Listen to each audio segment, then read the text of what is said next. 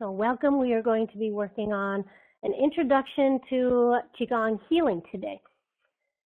So my goal for this workshop is to give you a good sense of experiencing Qi healing personally, how to create Qi healing, how to kind of open up to the sensations you're getting. Qi healing means that you're moving energy within the body for healing. So you could call Qigong exercise Qi healing, but in general, when we say Qi healing, we mean that we're using some techniques that move stuck energy out of the body, send energy in, and there's also some scanning techniques involved. That's usually what people mean by Qi healing. Sometimes it's also called medical Qigong. When I first started learning Qigong 20-something years ago, medical Qigong meant any Qigong exercises that were for therapeutic purposes. But now it seems like a lot of people are calling Qi healing medical Qigong. So there's changes in terminology as we go along. So we will be working on scanning today, combing up blockages, sending energy in, and creating a outline for how to do some Qi healing on yourself or other people. And the manual that I sent you has all of this stuff written in detail.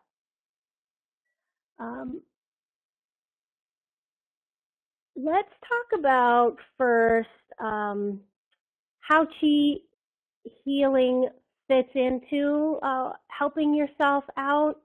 Qi healing can really speed up the healing process because you go right into the body and you grab the blockages and you're pulling them out and you're sending energy healing in.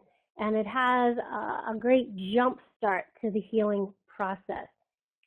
But the energy patterns within our body become stabilized over time, for good or for bad. If our energy flow is really good, then that good flow becomes stable and it becomes difficult to throw your energy out of balance, because the energy flows in pathways that are based on the ease of flow.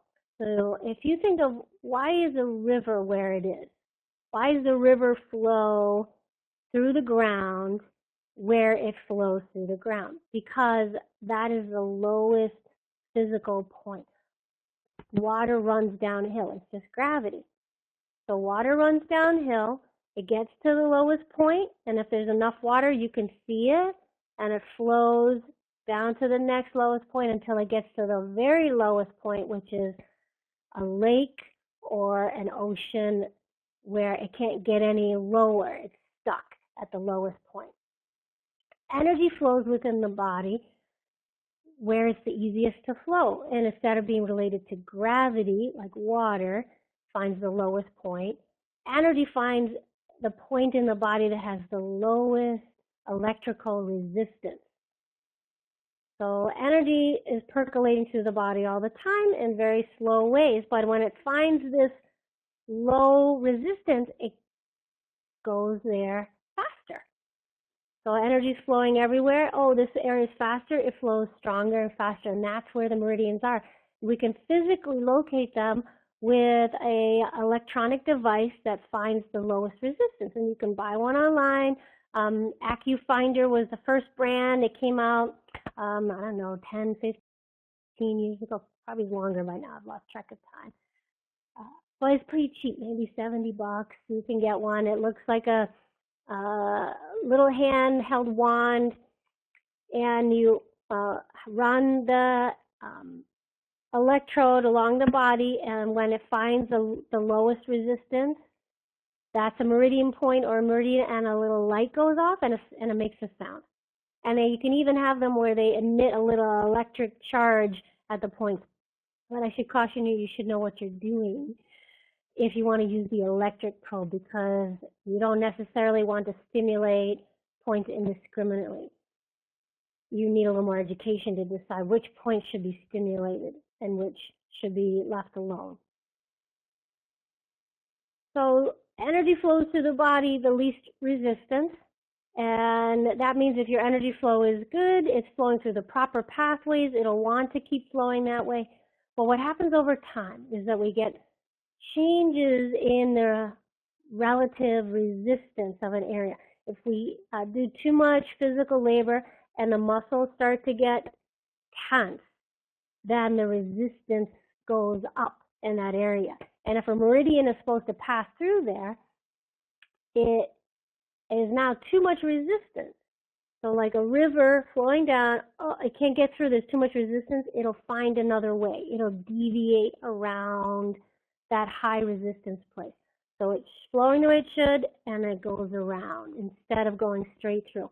It may split in two places, it may go around to one side and down. It's called a Qigong deviation. And over time, that becomes a very stable irregularity within the energy flow. What happens? So it's deviating around this place, deviating around. That blockage now becomes ensconced, it becomes super stuck. And the chi wants to deviate around. When I do chi healing, I push the chi, this flow that should go through here, I push it through that blockage again and again and again until that blockage opens up and the chi flows through it and the blockage is gone. I can wash away that blockage. That's what the healer's techniques are for. But what about the pathway? So it was going around, going around, going around. That blockage is gone, but the pathway is used to deviating around. It has dug a groove, so to speak. That's what makes Qigong deviations persistent. I clear out the blockage, but the Qi wants to go around. How do I train the Qi to go through there? How do I train it to go through there? I can use Qi healing to keep training it. I'd have to do it every day. But an even better method for training the Qi is Qigong exercise. Qigong exercises have stood the test of time. They make the Qi flow through the proper pathways, integrating it with the organs inside so that the energy creates the proper flow, synchronized with the breath, and it trains the Qi to flow properly. So Qi healing jumpstarts the process, clearing out that blockage, but then I have to keep training the Qi to create that stable pattern. That is the correct, successful, appropriate pattern in the body. That has to become the stable pattern. If I just walk away after I've cleared it out, the deviation is so stable, it'll start deviating again. So what happens, this empty space, the Qi keeps deviating around it, Pretty soon Qi starts to build up again, and now the blockage reinstates itself. Like a pathway in the woods where nobody walks, the leaves clog it up again. It'll keep coming back. Qi healing by itself is not enough. With Qigong exercise, it's the fastest way to clear something up. Qigong exercise by itself can slowly get rid of the blockage. Slowly. You start with Qi healing, get rid of the blockage, and then the exercise is now an adjunct to train the Qi. So much quicker, so efficient for really helping people out. But you have to remember your personal responsibility. If you really want lasting healing, your personal responsibility is to do some Qigong exercise to enhance and reinforce the correct, proper pathway through the body.